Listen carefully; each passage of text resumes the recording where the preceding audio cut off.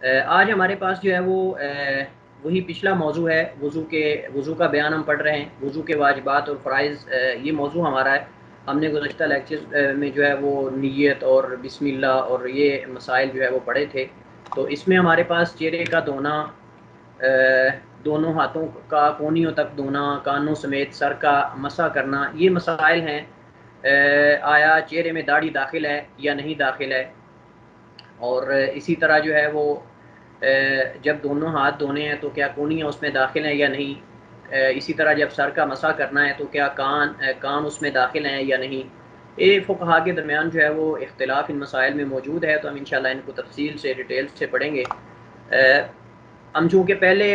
وضو کے واجبات میں 7 مسئلے پڑھ چکے ہیں پچھلے گزشتہ لیکچر میں، آج ہمارے پاس 8واں مسئلہ ہے چہرے کا دھونا۔ چہرے کا دھونا یہ وضو کے واجبات میں سے ہے، اس وجہ سے وضو کے واجبات میں اس کو ذکر کیا گیا ہے۔ اگرچہ اس چہرے میں بعض چیزیں ایسی ہیں جو فقہا کے درمیان مختلف فیہا ہیں، لیکن چہرے کا دھونا یہ سب کے ہاں اس کا واجب ہونا متفق علیہ، یعنی سب کا اس پر اجماع ہے۔ عموماً بعض طلبہ جب میں اجماع کا نام لیتا ہوں تو ان کی مراد یہ ہوتی ہے کہ کسی نئے مسئلے میں جو فقہا کا کسی مسئلے پر اتفاق ہو جانا یا اجماع ہو جانا، اس سے مراد وہ اجماع جو نہیں ہے بلکہ اس سے مراد اتفاق ہوتا ہے۔ اس سے مراد اجماع وہ اجماع اور ہے، لیکن یہ اجماع اور ہے۔ اس اجماع سے مراد ہماری یہ کہ وہ مسئلہ تو موجود ہے کتاب و سنت کے اندر، لیکن اس کے حکم پر جو ہے وہ فقہا اجماع کر لیں، یعنی کسی کا اختلاف نہ پایا جائے اس کے وجوب میں، اس کے استحباب میں، مثال کے طور پہ کوئی مستحب ہے یا واجب ہے، کسی ایک پر ان کا اتفاق ہو جائے۔ یہ آپ سمجھ لیں کہ اتفاق کے معنی میں اجماع بھی استعمال ہوتا ہے۔ لیکن جو دوسرا اجماع ہے اس سے مراد جو ہے وہ کسی نئے پیش آنے والے مسئلے میں، کسی خاص زمانے یا کسی خاص وقت میں اس دور کے تمام علماء کا اس مسئلے کے حکم پر متفق ہو جانا، آیا وہ حرام ہے یا جائز ہے۔ جیسا کہ اس دور کے اندر تقریباً تمام علماء کا اس بات پر جو ہے وہ اتفاق ہے کہ سگریٹ نوشی جو ہے یہ ناجائز ہے، سگریٹ نوشی جو ہے یہ حرام ہے، جائز نہیں ہے۔ اس کی وجہ یہ ہے، ایک تو یہ خبائث میں آتی ہے، اور دوسرا جو ہے وہ اس سے فضول خرچی ہے، اور تیسرا جو ہے انسان کی یہ جو جسمانی حالت ہے، جسم کے لیے انسان کی یہ جان لیوا بھی ہو سکتی ہے، جیسا کہ باقاعدہ جو ہے وہ سگریٹ کی جو ڈبی ہوتی ہے ڈبیا پہ لکھا ہوتا ہے۔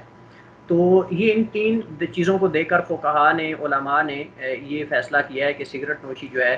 یا اس کے ضمن میں جو بھی چیزیں آتی ہیں وہ حرام ہیں، وہ جائز نہیں ہیں۔ تو گویا کہ یہ ایک اجماع کی صورت ہے۔ آپ دیکھیں تقریباً تمام ملکوں میں ماں سوائے چند ایک لوگوں کی ان کی کوئی آپ سمجھ لیں کہ رائے کا اعتبار نہیں ہے، تقریباً اکثر کا اس بات پر اتفاق ہے کہ سگریٹ نوشی کرنا جائز نہیں ہے۔ تو یہ ایک مثال ہے، اس طرح کی کئی اور مثالیں جو ہے وہ موجود ہیں۔ جیسا کہ آپ دیکھیں اس دور کے اندر جو ہے وہ جتنے بھی اسلامی ممالک ہیں ان میں جو انہوں نے علماء کی کمیٹی بنائی ہوتی ہے، آپ دیکھیں کہ تمام علماء کی جو کمیٹیاں ہیں مختلف ملکوں میں، انہوں نے اس بات پر اتفاق کیا ہے کہ بھائی کرونا ہے، اور کرونا میں فاصلہ رکھنا، جیسا کہ ڈاکٹروں نے کہا ہے کہ فاصلہ رکھنا جو ہے وہ ضروری ہے۔ لہٰذا آپ دیکھیں کہ اس وقت جو ہے وہ کئی ایک ممالک میں، بلکہ اکثر اسلامی ممالک میں فاصلہ رکھ کے نماز پڑھی جا رہی ہے۔ تو اس طرح کی کئی ایک مثالیں یعنی موجود ہیں، ممکن ہے اجماع کا ہونا، یہ نہیں کہ یہ ناممکن ہے۔ بہرحال اس دور میں چونکہ اختلاف بڑھ چکا ہے، اس وجہ سے پہلے کی طرح اجماع جو ہے وہ کچھ ناممکن سا ہو چکا ہے، لیکن بہرحال اس کی مثالیں موجود ہیں۔ تو وہ اجماع اور ہے، لیکن یہ اجماع اور ہے، اس میں واضح دلیل نہیں ہوتی، اس میں دلیل اگرچہ ہوتی ہے لیکن واضح نہیں ہوتی، لیکن اس میں دلائل موجود ہے، لیکن صرف اس کسی حکم پر علماء اتفاق کر لیتے ہیں، اس میں اختلاف نہیں پایا جاتا۔ تو یہ مراد ہے۔ چہرے کی تعریف ہمیں سب سے پہلے جاننی چاہیے کہ چہرہ کہاں سے کہاں تک ہے، اور چہرے سے مراد کیا ہے۔ چہرے سے مراد انسان کے جسم کا وہ حصہ ہے جس سے وہ دوسروں سے مخاطب ہوتا ہے یا سامنا کرتا ہے۔ کسی دوسرے کا آپ جب سامنا کرتے ہیں، اس کو ملتے ہیں یا اس سے آپ مخاطب ہوتے ہیں، تو جو آپ کا جسم کا حصہ اس کے سامنے ہوتا ہے، فیس ٹو فیس جس کو ہم کہتے ہیں، اس سے مراد چہرہ ہے۔ چہرے کی حد جو ہے وہ لمبائی میں مختلف ہے، چوڑائی میں اور ہے۔ لمبائی میں جہاں سے عموماً سر کے بال اگتے ہیں وہاں سے لے کر ٹھوڈی کے نیچے تک، جو یہ ٹھوڈی ہوتی ہے جہاں داڑھی اگتی ہے اس کے نیچے تک یہ مراد، جہاں اس کا اینڈ ہے، اختتام ہے، یہاں عموماً سر کے بال جہاں سے اگنا شروع ہوتے ہیں وہاں سے لے کر، یعنی پیشانی کے اوپر سے لے کر، ماتھے کے اوپر سے لے کر ٹھوڈی کے نیچے تک، یہ چہرے کی لمبائی ہے۔ اور اس کی چوڑائی ایک کان کی جڑ سے لے کر دوسرے کان کی جڑ تک کا درمیانی حصہ یہ اس کی چوڑائی ہے۔ تو یہ بعض فقہاء نے علماء نے جو ہے وہ حد بندی کی ہے چہرے کی کہ یہ جو اس کے درمیان والا حصہ ہے اس حد بندی کے اندر جو حصہ آئے گا وہ چہرہ کہلائے گا، وہ جو چیز بھی ہو اس کے اندر وہ چہرے میں شمار ہوگی۔ چہرہ دھونے کا حکم جو ہے وہ یہی ہے کہ یہ واجبات وضو میں سے ہے اور اس کا وجوب کتاب و سنت اور اجماع سلف سے ثابت ہے۔ کتاب اللہ میں ہم آیت وضو پڑھ چکے ہیں گزشتہ لیکچرز میں۔ اللہ تعالیٰ فرماتا ہے یا ایھا الذین آمنوا اذا قمتم الى الصلاة فاغسلوا وجوہکم وایدیکم الى المرافق وامسحوا برؤوسکم وارجلکم الى الکعبین، کہ جب تم نماز کے لیے اے ایمان والو جب تم نماز کے لیے کھڑے ہو تو اپنے چہروں کو اچھی طرح دھو لو اور اپنے ہاتھوں کو کونیوں تک۔ یہ جو آیت ہے یہ بار بار ہمارے ساتھ جو ہے وہ آئندہ لیکچرز میں بھی آئے گی، اس میں بھی آئے گی بار بار۔ تو یہ آپ ذہن میں رکھیے، تمام فقہاء کے درمیان جو اختلاف ہے اس میں اصل ہارے کی دلیل یہ آیت ہی ہے، جیسا کہ بار بار آپ دیکھیں گے اس سے استدلال کریں گے فقہاء۔ تو اس میں صرف جو حروف ہیں ان حروف کی وجہ سے یہ اختلاف ہے کہ کیا یہ حرف جو ہے وہ تاکید کے لیے ہے یا تبعیض کے لیے ہے، بعض کے لیے ہے، کل کے لیے، یہ ساری انشاءاللہ تفصیل ڈیٹیل ہمارے سامنے آئے گی۔ تو یہ آیت وضو جو ہے یہ اس دلیل ہے چہرہ دھونے کے وجوب کی، کہ چہرہ دھونا واجب ہے وضو کے اندر۔ ایک میں اس میں محل شاہد جو ہے فاغسلوا وجوہکم ہے، اس میں امر ہے چہرہ دھونے کا، اور عموماً امر جو ہے وجوب پر دلالت کرتا ہے۔ جب بھی کہیں امر کا صیغہ آ جائے تو اصل یہی ہے کہ وہ وجوب پر دلالت کرتا ہے، الا کہ کوئی ایسا قرینہ آ جائے جو اس کو وجوب سے پھیر کر استحباب کی طرف لے جائے، اصل یہی ہے۔ سنت میں یہ تفصیلی حدیث ہے، یہ بار بار ہمارے ساتھ حدیث بھی آئے گی، اس سے مختلف فقہاء استدلال کریں گے۔ حدیث عبداللہ بن زید رضی اللہ تعالیٰ عنہ کی حدیث ہے، پہلے میں گزشتہ لیکچر میں ذکر کیا تھا جن صحابہ سے وضو کی اللہ کے نبی صلی اللہ علیہ وسلم کے وضو کی صفات منقول ہیں، آپ صلی اللہ علیہ وسلم کی وضو کی صفت صحابہ نے جو نقل کی، ان صحابہ میں حضرت عثمان بن عفان رضی اللہ عنہ المؤمنین بھی ہیں، حضرت عبداللہ بن زید رضی اللہ عنہ، حضرت عبداللہ بن عباس، کئی اور صحابہ اس میں موجود ہیں۔ میں نے صرف 3-4 کا ذکر کیا تھا، لیکن کافی سارے صحابہ نے اللہ کے نبی صلی اللہ علیہ وسلم کے وضو کی صفات کو جو ہے وہ ہمارے تک پہنچایا اور بیان کیا ہے۔ جب لوگ کوئی سوال کرتے تھے تو وہ ان کو اللہ کے نبی صلی اللہ علیہ وسلم کا وضو جو ہے وہ سکھاتے تھے۔ اس حدیث کے اندر جو ہے وہ صحابی حضرت عبداللہ بن زید جو ہیں رضی اللہ تعالیٰ عنہ، انہوں نے اللہ کے نبی صلی اللہ علیہ وسلم کا وضو جو ہے وہ سوال کرنے والے سائل کو کر کے دکھایا۔ قیل لہ، انہیں کہا گیا توضأ لنا وضوء رسول اللہ صلی اللہ علیہ وسلم، کہ ہمارے لیے آپ وضو کر کے دکھائیں جیسے اللہ کے نبی صلی اللہ علیہ وسلم وضو کرتے تھے۔ فدعا بإناء، تو انہوں نے ایک برتن منگوایا، فأکفأ منها علی یدیہ، تو اس سے پانی جو اپنے ہاتھوں پر بہایا، فغسلہما ثلاثا، سب سے پہلے اپنے ہاتھوں کو 3 بار دھویا، ثم ادخل یدہ، پھر اپنے ہاتھ کو داخل کیا، فاستخرجہا، پھر اسے نکالا، فمضمض واستنشق من کف واحد، تو ایک ہی چلو سے، ایک ہی ہتھیلی سے، ایک ہی چلو سے، ایک یہ طریقہ ہے کہ آدمی جو ہے وہ 3 چلو الگ الگ بھرے اور کولی کرے، پھر 3 چلو سے ناک میں پانی ڈالے، اور ایک یہ کہ 3 چلو سے ہی 3 بار ناک میں بھی پانی ڈالے اسی چلو سے، اور منہ میں بھی اسی چلو سے پانی ڈالے۔ تو یہ دونوں طریقے احادیث میں اللہ کے نبی صلی اللہ علیہ وسلم سے ثابت ہیں۔ پہلا طریقہ یہ ہے کہ آدمی جو ہے وہ چلو بھر کے اسی چلو سے ناک میں پانی ڈالے اور اسی سے منہ میں پانی ڈالے۔ 3 چلو ایسے بھرنے ہیں، تو گویا کہ ناک میں بھی 3 بار پانی چلا جائے گا، منہ کے اندر بھی۔ ایک ہی چلو سے آپ نے 2 کام کرنے ہیں، ناک میں پانی ڈالنا ہے اور منہ کے اندر۔ یہ پہلا طریقہ ہے۔ اور دوسرا طریقہ جو اللہ کے نبی صلی اللہ علیہ وسلم ثابت ہے وہ یہ ہے کہ پہلے آپ جو ہے وہ کلی کریں، 3 چلو منہ میں ڈال کے 3 بار کلی کریں، پھر ناک کے اندر الگ 3 بار ڈالیں۔ یہ دونوں طریقے اللہ کے نبی صلی اللہ علیہ وسلم سے ثابت ہیں۔ تو حضرت عبداللہ بن زید نے کیسے وضو کیا؟ فمضمض واستنشق، تو انہوں نے کلی کی اور ناک میں پانی چڑھایا، من کف واحد، ایک ہی ہتھیلی سے، ففعل ذلك ثلاثا، 3 بار ایسا کیا، ثم ادخل یدہ، پھر اپنے ہاتھ کو داخل کیا دوبارہ، یعنی دوسری بار، فاستخرجہا، پھر اسے نکالا، فغسل وجهه ثلاثا، پھر اسی طرح 3 بار اپنے چہرے کو دھویا، ثم ادخل یدہ، پھر اپنے ہاتھ کو داخل کیا، فاستخرجہا، پھر اسے دوبارہ نکالا، فغسل یدیہ، اپنے ہاتھوں کو، دونوں ہاتھوں کو دھویا، الی المرفقین، اپنے دونوں ہاتھوں کی کونیوں تک، مرتین 2 بار۔ تو سارے طریقے جائز ہیں، ایک بار بھی وضو کیا جا سکتا ہے، ایک بار بھی آزاد دھوئے جا سکتے ہیں، 2 بار بھی، 3 بار بھی، لیکن افضل یہ کہ 3 بار دھوئے جائیں۔ لیکن جائز ہے کہ 2 بار، ایک بار بھی انسان جو ہے اگر اس کو یقین ہو گیا ہے کہ وضو کہیں کوئی جگہ خشک نہیں رہی تو ایک بار بھی کافی ہے۔ ثم ادخل یدہ، پھر انہوں نے اپنا ہاتھ داخل کیا، فاستخرجا، پھر اسے نکالا، فمسح برأسہ، پھر اپنے سر کا جو ہے وہ مسح کیا، فاقبل بیدیہ وادبر، تو اپنے ہاتھ کو آگے سے شروع کر کے پیچھے لے گئے، اور پھر آگے کا حدیث آئے گی تفصیل کہ پھر دوبارہ واپس لا کر جہاں شروع کیا تھا وہاں اپنے ہاتھ کو چھوڑ دیا۔ तुम गसल रिजलैहि इलल काबैनि, फिर अपने पाँव को टखनों तक जो है वो धोया। तुम क़ाल, फिर आपने फरमाया हाकज़ा काना वुज़ूउ रसूलिल्लाहि सल्लल्लाहु अलैहि वसल्लम, इसी तरह अल्लाह के नबी सल्लम का वज़ू था और आप इस तरह वज़ू करते थे। ये हदीस सही बुखारी मुस्लिम के अंदर मौजूद है। तो इससे पता चलता है कि जब सहाबी ने अल्लाह के नबी सल्लम के वज़ू की सिफ़त को बयान किया है तो उन्होंने जो है वो वज़ू चेहरे को धोना जो है वो ये बयान किया है, चेहरे को धोया है। और मैं कि अल्लाह के नबी सल्लम का वज़ू, जितने भी सहाबा ने अल्लाह के नबी सल्लम के वज़ू की सिफ़त को बयान किया है उन्होंने चेहरा जो है वो धोया और चेहरा धोकर जो है वो ताबईन को दिखाया कि ऐसे अल्लाह के नबी सल्लम जो है वज़ू करते थे। दलील है इस बात की कि जो है वो चेहरे का धोना वाजिब है। इस हदीस में महल शाहिद जो है फ़ग़सल वजहहु सलासन, अपने चेहरे को 3 बार धोया, ये असल महल शाहिद है। वज़ू में चेहरा धोने के वजूब पर इमाम तहावी, इब्न हज़म, हाफ़िज़ इब्न अब्दुल बर, इब्न रुश्द, इब्न क़ुदामा, इमाम नववी रहमहुल्लाह जमीअन, इन सब ने फ़ुक़हा का इजमा नकल किया है। इससे पता चलता है कि इस मसले में किसी का इख्तिलाफ़ नहीं है। इख्तिलाफ़ किस चीज़ में है? दाढ़ी के धोने में। दाढ़ी के धोने में इसका क्या हुक्म है? क्या चेहरे के साथ इसको धोया जाएगा या इसके अंदर जो है वो खलाल किया जाएगा, क्या किया जाएगा? तो जब वज़ू में चेहरा धोना वाजिब है तो क्या दाढ़ी को चेहरे के साथ धोया जाएगा या नहीं? तो जवाब ये है कि उमूमन दाढ़ी 3 तरह की होती है। उमूमन लोगों के जो आप अगर दाढ़ी देखें तो दाढ़ी की 3 सूरतें होती हैं। या तो दाढ़ी बिल्कुल हल्की और छोटी होगी, यानी हल्की से मुराद ये कि गहरी नहीं होगी, हल्की होगी और छोटी होगी,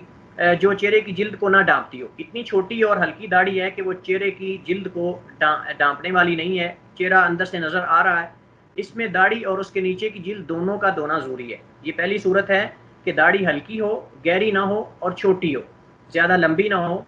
और घनी ना हो। तो इस सूरत में उसके अंदर से साफ ज़ाहिर है कि चेहरा नज़र आ रहा है। अगर तो दाढ़ी के अंदर से चेहरा नज़र आ रहा है तो फिर दाढ़ी और जिल्द दोनों को धोया जाएगा। दाढ़ी और जिल्द को जब आप पानी डालेंगे तो इसी तरह जो है वो चिल्लू भर के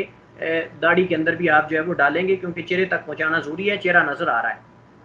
जो भी चेहरे का हिस्सा ज़ाहिर हो वो चेहरे में ही शुमार किया जाएगा। लिहाजा जो है वो इतनी छोटी दाढ़ी को, जो हल्की और छोटी हो, उसको और चेहरे को, नीचे वाली जिल्द को, दोनों को धोना जो है ज़रूरी है। ये पहली सूरत है दाढ़ी की या पहली हालत है कि दाढ़ी हल्की हो, गहरी ना हो और छोटी हो, चेहरा अंदर से जिल्द जो है वो चेहरे की नज़र आ रही हो। दूसरी सूरत यह है कि दाढ़ी घनी और बारी हो। यहाँ लंबी बाद में आएगी, वो तीसरी सूरत है। लेकिन दूसरी सूरत यह है कि घनी हो यानी गहरी हो और इसके अलावा जो है बारी भी हो। मतलब कि जिसको हम कहते हैं बरी हुई दाढ़ी, ये इससे मुराद है जो नीचे वाली जिल्द को ढांप ले। इतनी गहरी है, इतने बाल गहरे हैं कि नीचे वाली जिल्द नज़र नहीं आ रही। इसमें सिर्फ दाढ़ी के ज़ाहिरी हिस्से पर पानी बहाया जाएगा। यानी जब इंसान वज़ू करेगा तो दाढ़ी का जो ज़ाहिरी हिस्सा है, जो बाहर नज़र आ रहा है, जिससे आप दूसरे का जो है वो दूसरे को फेस करते हैं, सामना करते हैं, फेस टू फेस होते हैं, जब सामने खड़े होते हैं तो साफ ज़ाहिर है कि ये दाढ़ी का नीचे वाला हिस्सा सामने नज़र आ रहा है दूसरे को, तो लिहाजा ये चेहरे में दाखिल है। तो जब आप घनी और बारी दाढ़ी अगर आपकी है तो आप जब वज़ू करेंगे तो चेहरे के साथ ये दाढ़ी का बाहर वाला हिस्सा जो है इसको भी आप धोएंगे, यानी सिर्फ इसके ऊपर पानी ऐसे डालेंगे, इसके अंदर पानी दाखिल करना ज़रूरी नहीं है। लेकिन इसे अंदर से ना धोने पर मज़ाहिब अरबा का इत्तिफाक है, सबका इत्तिफाक है कि अंदर से दाढ़ी को नहीं धोया जाएगा। और यही कौल अक्सर सहाबा किराम रज़ियल्लाहु अन्हुम अजमईन और ताबीन रहमहुमुल्लाह ताला का। तो लिहाजा गोया कि इस मसले में दाढ़ी अगर घनी और बारी है तो उसमें ये है कि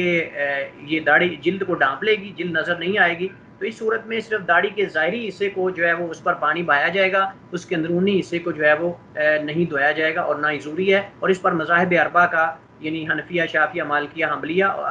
और इस तरह जो है हनाबिला और इस तरह जो है वो सहाबा किराम, ताबईन, कई अक्सर का ये कौल है। वो कहते हैं कि ज़रूरी नहीं है। इसकी दलील क्या है? अल्लाह ताला का फरमान है फ़ग़सिलू वुजूहकुम, कि अपने चेहरों को धो लो। तो वजह इस्तदलाल ये कि अल्लाह ताला ने चेहरा धोने का हुक्म दिया है और चेहरा उसे कहते हैं जिससे सामना किया जाए या मुखातब हुआ जाए। लिहाजा जो जिल्द या हिस्सा बालों के नीचे छुप जाए उसे नहीं धोया जाएगा, क्योंकि वो लफ्ज़ वज से खारिज है। जो वजूहकुम लफ्ज़ है कुरान करीम के अंदर, ये वजूहकुम में दाढ़ी का अंदरूनी हिस्सा दाखिल नहीं, क्योंकि उससे इंसान दूसरों का सामना नहीं करता, दूसरे से मुखातब नहीं होता, वो छुपा हुआ है। तो चेहरा उसी को कहते हैं जिससे इंसान दूसरे से मुखातब होता है, दूसरे का सामना करता है और दूसरे को जो इंसान के चेहरे का हिस्सा नज़र आता है उसको ही चेहरा बोलते हैं। दूसरी दलील हज़रत अब्दुल्लाह बिन अब्बास रज़ियल्लाहु अन्हु की हदीस है। काला, उन्होंने फरमाया तवद्दा अन्नबी सल्लल्लाहु अलैहि वसल्लम मर्रतन मर्रतन, कि अल्लाह के नबी सल्लम ने एक एक बार वज़ू किया। आप देखिए कि फ़ुक़हाए किराम कैसे जो है वो नुसूस की गहराई के अंदर जाके इस्तेदलाल करते हैं। फ़ुक़हाए किराम کیسے نصوص کی، احادیث کی، آیات کی گہرائی کے اندر جا کر ایسے ایسے مسائل اخذ کرتے ہیں کہ انسان حیران ہو کر رہ جاتا ہے۔ آپ دیکھیے کہ اس حدیث سے فقہا نے کیسے جو ہے وہ استدلال کیا ہے۔ آپ دیکھیے کہ اللہ کے نبی صلی اللہ علیہ وسلم کا وضو حضرت عبداللہ بن عباس بیان فرماتے ہیں کہ اللہ کے نبی صلی اللہ علیہ وسلم نے وضو کیا مرتن ایک ایک بار۔ میں نے آپ کو بتایا تھا کہ وضو کی 3 صورتیں، یا تو آدمی 3 بار اپنے چہرے کے آزاد ہوئے، اپنے جسم کے آزاد ہوئے، ہاتھ کو، چہرے کو، پاؤں کو، اور کلی بھی جو ہے وہ 3 بار کرے، 2 بار بھی کر سکتا ہے، ایک بار بھی کر سکتا ہے۔ تینوں طریقے اللہ کے نبی صلی اللہ علیہ وسلم سے ثابت ہیں۔ تو اللہ کے نبی صلی اللہ علیہ وسلم نے ایک بار جو ہے وہ آپ نے وضو کیا، تو اس سے مراد ہے کہ آپ نے اپنا ہر عضو جو ہے وہ ایک بار دھویا ہے۔ ہاتھ بھی 1 بار دھوئے ہیں، کلی بھی 1 بار کی ہے، ناک میں پانی 1 بار چڑھایا ہے، اور چہرہ بھی 1 بار دھویا ہے، اس طرح پاؤں بھی، اپنے بازو بھی۔ تو اس سے پتہ چلتا ہے کہ رسول اللہ صلی اللہ علیہ وسلم جو ہے، وجہ استدلال یہ کہ آپ کی داڑھی مبارک گھنی تھی، کیونکہ روایات میں آتا ہے کہ اللہ کے نبی صلی اللہ علیہ وسلم کی داڑھی جو ہے وہ بری ہوئی تھی، گھنی تھی، بہت گہری تھی، اور 1 چلو پانی سے چہرہ اور گھنی داڑھی کا دھونا ناممکن ہے۔ دیکھیں فقہا نے کیسے استدلال کیا ہے کہ جب اللہ کے نبی صلی اللہ علیہ وسلم سے ثابت ہو چکا ہے کہ آپ نے صرف 1 بار اپنے چہرے کو دھویا ہے، تو واضح ہے، یہ مشاہدے سے بات پتہ چلتی ہے کہ صرف 1 چلو سے آدمی جو ہے وہ گھنی داڑھی کو اور چہرے کو نہیں دھو سکتا۔ تو اس سے پتہ یہ چلتا ہے کہ اللہ کے نبی صلی اللہ علیہ وسلم نے جب ایک بار وضو کیا ہے، چہرے کو 1 بار ہی دھویا ہے، تو اس کا مطلب کہ آپ نے داڑھی کے ظاہری حصے کو دھویا، باطنی کو نہیں دھویا، کیونکہ 1 ہی چلو سے چہرے کا دھونا اور داڑھی کے باطنی اور ظاہری حصے کا دھونا ناممکن ہے۔ تو لہٰذا معلوم ہوا کہ آپ صلی اللہ علیہ وسلم نے صرف داڑھی کے ظاہری حصے کو چہرے سمیت دھویا ہے، باطنی یا اندرونی حصے کو نہیں دھویا، کیونکہ 1 چلو سے دونوں کام ناممکن ہیں۔ تیسری یعنی ہماری صورت جو جس کو ہم پڑھیں گے داڑھی کی صورتوں میں سے، پہلی 2 صورتیں گزر چکی ہیں۔ ایک یہ کہ وہ چھوٹی داڑھی ہو اور گہری نہ ہو، دوسرا یہ کہ وہ گہری ہو اور بری ہوئی ہو، تیسرا یہ کہ لمبی ہو، جو سینے یا اس سے بھی نیچے تک پہنچی ہوئی ہو۔ آپ جانتے ہیں بعض لوگ ایسے ہوتے ہیں کہ ان کی داڑیاں ماشاءاللہ سینے تک پہنچی ہوتی ہیں، بعض کی ناف تک پہنچی ہوتی ہیں، بعض کی اس سے بھی میں نے کئی بندے ایسے دیکھے ہیں کہ ان کی داڑھی بہت نیچے تک پہنچی ہوتی ہے۔ اب مسئلہ اتنی داڑھی رکھنے نہ رکھنے کا نہیں ہے، یہ مسئلہ الگ ہے، لیکن ہمارا اصل موضوع یہ کہ اگر اس آدمی نے وضو کرنا ہے تو وہ کیا کرے گا، داڑھی کو دھوئے گا یا نہیں دھوئے گا، اتنی لمبی داڑھی کو کیا وہ دھوئے گا یا نہیں دھوئے گا جو سینے تک یا ناف تک پہنچ چکی ہے۔ تو اس سے چہرے کے ساتھ دھویا جائے یا نہ دھویا جائے، اس میں فقہائے کرام کے 2 اقوال ہمارے پاس موجود ہیں۔ پہلا قول یہ ہے کہ لمبی داڑھی کے ظاہر کو چہرے کے ساتھ دھونا واجب ہے، باطن کو نہیں، جیسا کہ پہلے ہم دوسری صورت میں ذکر کر چکے ہیں۔ لمبی داڑھی کے ظاہر کو چہرے کے ساتھ دھونا واجب ہے، یہ قول جمہور فقہائے کرام کا ہے۔ ان کی دلیل آیت وضو ہے، فَاغْسِلُوا وُجُوهَكُمْ، اللہ تعالیٰ کا فرمان ہے کہ تم اپنے چہروں کو دھو لو۔ وجہ استدلال یہ ہے کہ آیت میں اللہ تعالیٰ نے مطلقاً چہرہ دھونے کا حکم دیا ہے، اس میں حکم کو داڑھی یا غیر داڑھی والے کے ساتھ خاص نہیں کیا، یعنی اللہ تعالیٰ نے یہ مطلق کہہ دیا ہے کہ تم اپنے چہروں کو دھو، اس میں یہ نہیں کہا کہ داڑھی والے اور غیر داڑھی والوں کا فرق نہیں کیا، بلکہ حکم ہے، جس کا مطلب یہ ہے کہ داڑھی لمبی ہو چھوٹی ہو جو بھی ہے اس کے ظاہر کو دھویا جائے گا، کیونکہ آدمی اس سے سامنا کرتا ہے۔ تو وجوہکم، جس چیز پر لفظ وجہ جو ہے وجوہکم لفظ وجہ کا اطلاق ہوگا، اسے چہرے کے ساتھ دھونا ضروری ہے۔ تو لہٰذا جو ہے وہ فَاغْسِلُوا وُجُوهَكُمْ اس آیت میں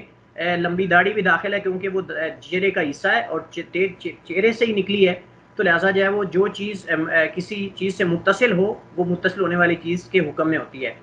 نمبر 2 وجہ، جو وجہ ہے، لفظ وجہ وجوہکم ہے، تو لفظ وجہ جو ہے چہرہ اسے کہتے ہیں جس سے آدمی مخاطب ہو یا سامنا کرے، لہٰذا نیچے کی طرف بڑی ہوئی داڑھی بھی اس حصے میں شامل ہے جس سے سامنا کیا جاتا ہے۔ تیسری دلیل یہ ہے، بڑی ہوئی داڑھی اصل چہرے کے تابع ہے، لہٰذا جو حکم اصل کا ہوگا وہی تابع کا ہوگا، چونکہ داڑھی چہرے کے تابع ہے، اس کا اصل مخرج اور جو نکلنے کی جگہ ہے وہ چہرہ ہی ہے، تو لہٰذا جو حکم چہرے کا ہوگا وہی داڑھی کا ہوگا۔ تو چہرہ جو ہے وہ سامنا جسے انسان کرتا ہے اسی کو بولتے ہیں، تو داڑھی کا جو سامنے والا حصہ ہوگا وہ بھی چہرے کے حکم میں اس کے تابع ہوگا۔ یہ 3 دلائل ہیں پہلے قول کے جمہور فقہائے کرام کے، جو کہتے ہیں کہ لمبی داڑھی کے ظاہر کو دھویا جائے گا، اس کے باطن کو نہیں دھویا جائے گا۔ دوسرا قول یہ ہے کہ لمبی اور بڑی ہوئی داڑھی کا دھونا واجب نہیں ہے، یہ دوسرا قول ہے، یہ حنفیہ کا مذہب ہے اور شافعیہ کا ایک قول اور امام احمد بن حنبل رحمہ اللہ سے دوسری روایت ہے، یعنی شافعیہ کا اور امام احمد بن حنبل رحمہ اللہ کا ایک قول تو جمہور کے ساتھ ہے، اصل ان کا قول اور مذہب وہی ہے، لیکن میں نے آپ کو بتایا تھا کہ بسا اوقات ایک امام سے 2 3 روایات بھی جو ہے وہ روایات اور اقوال بھی ثابت ہیں، لیکن اصل ان کا قول وہی ہوتا ہے جس پر ان کا مذہب ہو، تو وہ پہلا جمہور کے ساتھ ہے۔ شافعیہ اور حنابلہ کا اصل قول پہلا جمہور کے ساتھ ہے، لیکن یہاں شافعیہ سے ایک قول دوسرا بھی ہے، اس طرح امام احمد بن حنبل سے بھی ایک دوسرا قول ہے، وہ حنفیہ کے ساتھ ہے۔ وہی ہے، وہ کہتے ہیں کہ لمبی اور بڑی ہوئی داڑھی کا دھونا واجب نہیں ہے۔ ان کی دلیل کیا ہے؟ آئیے دلائل پڑھتے ہیں۔ وہ کہتے ہیں کہ پہلی بات تو یہ ہے کیونکہ وہ ایسے بال ہیں جو واجب کے محل یعنی جگہ سے خارج ہیں، یعنی جس کا اللہ تعالیٰ نے حکم دیا ہے وجوہکم کہہ کر، وہ اس محل اور جگہ سے خارج ہیں، لہٰذا جب خارج ہیں اس مقررہ جگہ سے تو وہ وجوب میں داخل نہیں ہے۔ بالکل ایسے ہی جیسے سر کے بال بڑے ہوئے جیسے کہ بڑے ہوئے سر کے بال ہوتے ہیں، یعنی پیچھے کی طرف آپ جانتے ہیں جن لوگوں کے بڑے بڑے بال ہوتے ہیں، تو بالاتفاق جو ہے وہ جمہور بالاتفاق فقہا کے ہاں جو سر کے پیچھے کے نیچے لٹکے ہوئے بال ہوتے ہیں جو مقررہ سر کی حد سے نیچے گزر جاتے ہیں، ان پر مسح کرنا واجب نہیں ہے۔ یہ تمام فقہا کے ہاں ان کے ہاں بالاجماع یہ ہے کہ جو سر کے لمبے بال ہوتے ہیں جو نیچے کندھوں سے نیچے گرے ہوتے ہیں ان کا مسح کرنا جائز نہیں یعنی واجب نہیں ہے۔ تو اسی طرح وہ کہتے ہیں کہ اسی طرح داڑھی بھی ہوگی، جیسے سر کے لمبے بالوں پر مسح کرنا جو ہے وہ واجب نہیں ہے، ایسے ہی داڑھی کے جو بال لمبے ہیں بڑے ہوئے وہ کہتے ہیں کہ وہ بھی ان پر بھی مسح کرنا واجب نہیں ہے۔ یہ گویا کہ انہوں نے قیاس کیا ہے سر کے بالوں پر داڑھی کو، لمبی داڑھی کو لمبے سر کے بالوں پر قیاس کیا ہے۔ دوسری ان کی دلیل یہ ہے کہ عموماً آدمی داڑھی کے اسی حصے سے ہی دوسروں کا سامنا کرتا ہے جو چہرے کے متصل بعد ہو، لہٰذا جو اس کے بعد کا حصہ ہو یعنی جو چہرے کے بالکل متصل چیز داڑھی ہوتی ہے جتنا حصہ، اس سے انسان دوسروں سے فیس کرتا ہے، سامنا کرتا ہے، لیکن جو اس سے نیچے داڑھی ہوتی ہے اس کے دوسروں سے سامنا نہیں ہوتا، لہٰذا وہ اس حکم میں داخل نہیں ہوگی۔ بہرحال دونوں طرف دلائل جو ہے وہ مختلف ہیں، جیسے انہوں نے کہا کہ وہ سامنا کرتا ہے، انہوں نے کہا کہ وہ سامنا نہیں کرتا، لیکن آگے انشاءاللہ ہم دیکھتے ہیں کہ دلائل کن کے قوی ہیں۔ راجح موقف جو ہے پہلا جمہور کا راجح ہے کہ داڑھی جو ہے وہ چاہے سینے تک ہو چاہے نیچے تک ہو، اس کا ظاہری حصہ جو ہے وہ اس کا دھونا واجب ہے، کیونکہ وہ چہرے کے ساتھ متصل ہے اور چہرے سے ہی نکلی ہے اور اسی کا حصہ ہے، لہذا جو چہرے کا حکم ہے وہی داڑھی کا حکم ہے۔ اس کی وجہ یہ ہے کہ دوسرا یہ کہ داڑھی جتنی بھی بڑی ہوئی ہو وہ چہرے میں سے شمار ہوتی ہے اور اسے سر کے بڑے ہوئے بالوں پر قیاس کرنا درست نہیں ہے، کیونکہ داڑھی پر تو لفظ وجہ کا اطلاق ہوتا ہے لیکن سر کے بڑے ہوئے بالوں پر لفظ رأس کا نہیں ہوتا، یعنی راس کہتے ہیں بڑی ہوئی چیز کو، راس عربی میں بلندی کو کہتے ہیں، تو جو بال مقررہ بال اگنے کی حد سے تجاوز کر جائیں یعنی کندھوں سے نیچے چلے جائیں وہ اس کو ہم سر نہیں کہتے، اس کو ہم سر نہیں کہتے، تو لہٰذا راس کہتے ہیں بلند چیز کو، ابری ہوئی چیز کو۔ تو جو بال اوپر سر کے ہوں گے یعنی سر کے اوپر ہوں گے وہ تو ہم راس اس کو کہیں گے، راس کے اندر داخل ہوں گے، لیکن جو نیچے گر چکے کندھوں سے وہ جو ہے وہ راس کے اندر نہیں آئیں گے۔ لیکن داڑھی جہاں بھی پہنچ جائے وہ چہرے کا حصہ ہے، کیونکہ اس سے انسان دوسروں کا سامنا کرتا ہے، دوسروں سے مخاطب ہوتا ہے، اور اس کو جو ہے وہ مواجہہ بولتے ہیں۔ مواجہہ کا مطلب ہے سامنا کرنا، تو اس سے انسان سامنا کرتا ہے، لیکن جو بال ہیں وہ جب کندھوں سے نیچے گر جاتے ہیں، لمبے ہو جاتے ہیں، تو ان کو سر نہیں کہا جاتا بلکہ وہ بال ہی صرف شعر ان کو کہا جاتا ہے، ان کو بال جو ہے وہ نہیں کہا جاتا۔ بہرحال یہ عقلی دلائل ہیں، لیکن راجح موقف یہی ہے کہ داڑھی جو ہے وہ چہرے کے ساتھ اس کا ظاہری حصہ دھونا واجب ہے، کیونکہ وہ چہرے سے متصل ہے اور چہرے کے حکم میں ہی ہے۔ یہ پہلا مسئلہ ہے۔ نواں مسئلہ ہمارے پاس، آٹھواں ہم پڑھ چکے ہیں، نواں مسئلہ ہمارے پاس جو وضو کے واجبات میں وہ یہ ہے کہ دونوں ہاتھوں کا کونیوں تک دھونا، دونوں ہاتھوں کا کونیوں تک دھونا۔ یہ تو اس پر تو تمام فقہا کا اتفاق ہے، جیسا کہ قرآن کریم میں ہے وَأَيْدِيَكُمْ إِلَى الْمَرَافِقِ کہ اپنے ہاتھوں کو کونیوں تک دو۔ تو اس آیت سے یہ پتہ چلتا ہے کہ کونیوں تک دھونا، کونیاں اس کو کہتے ہیں، کونیاں اس کو کہتے ہیں، تو ان تک تو دھونا جو ہے وہ سب کا اتفاق ہے، کونیوں تک دھونے کا تو سب اس کے واجب ہونے پر سب کا اتفاق ہے، تمام فقہا کا اس بات پر اتفاق ہے کہ ہاتھوں کا کونیوں تک دھونا واجب ہے، جیسا کہ آیت وضو میں ہے وَأَيْدِيَكُمْ إِلَى الْمَرَافِقِ کہ اپنے ہاتھوں کو اپنی کونیوں تک جو ہے وہ دو، سورہ مائدہ کی وہی آیت نمبر 6 ہے، آیت وضو اس کو کہا جاتا ہے، اور اپنے ہاتھوں کونیوں تک دو۔ ہاتھوں کو کونیوں تک دھونے کے وجوب پر اتفاق کرنے کے بعد فقہا نے اس بات میں اختلاف کیا ہے کہ کونیاں اس وجوب میں داخل ہیں یا نہیں۔ اصل مسئلہ کیا ہے، سبب اختلاف کیا ہے فقہا کے درمیان؟ سبب اختلاف یا وجہ اختلاف یہ لفظ الہ ہے، یہ لفظ الہ جو ہے قرآن کریم کی آیت میں، اصل یہ وجہ بنی ہے ان کے درمیان اختلاف کی۔ آپ نے پڑھا ہے ابن تیمیہ رحمۃ اللہ علیہ جو رفع الملام کتاب ان کی ہے، جس کی آپ نے اسائنمنٹ بھی سبمٹ کروائی تھی، بعض طلبہ نے لکھی تھی اکثر نے، اس میں آپ نے پڑھا تھا کہ بسا اوقات جو ہے وہ لفظ کی دلالت جو ہے وہ ہر ایک کے ہاں مختلف ہوتی ہے، لفظ کی جو اطلاقات ہوتے ہیں اس کے معنی ہوتے ہیں وہ ہر ایک کے یہاں مختلف ہوتے ہیں، بعض نے کوئی مراد لی ہوتی ہے، بعض نے کوئی مراد لی ہوتی ہے، لیکن ہم نے دیکھنا ہے کہ زیادہ قوی دلیل کس کی ہے اور زیادہ معتبر جو ہے وہ استدلال کس کا ہے۔ تو یہاں لفظ الہ جو ہے اس میں اختلاف ہے کہ کیا لفظ الہ جو ہے یہ غایت کے لیے ہے یا اس کا کوئی اور معنی ہے. تو یہ اصل اختلاف ہے. تو ہم پڑھتے ہیں آرے کے دلائل. تو اس میں دو اقوال فقہائے کرام کے ہیں کہ کیا کونیاں کو، یہ کونیاں جو ہوتی ہیں، کیا ان کو ہاتھوں کے ساتھ یعنی یہ بازوؤں کے ساتھ دھونا ضروری ہے یا نہیں ہے. اس میں فقہائے کرام کے دو اقوال. پہلا قول یہ کہ ہاتھوں کا کونیوں سمیت دھونا واجب ہے، اور یہ جمہور فقہائے کرام کا مذہب ہے. ہاتھوں کا کونیوں کے ساتھ سمیت دھونا یہ واجب ہے، یہ جمہور فقہائے کرام کا مذہب ہے.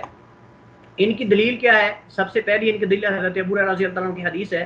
سیدنا ابو ہریرہ رضی اللہ عنہ کی حدیث ہے جو اللہ کے نبی صلی اللہ علیہ وسلم کے وضو کے بارے میں انہوں نے جو ہے وہ آپ طریقہ بتایا. نعیم بن عبداللہ المجمر جو ہے، عن نعیم بن عبداللہ المجمری رحمہ اللہ قال رأيت ابا ہریرہ رضی اللہ عنہ يتوضأ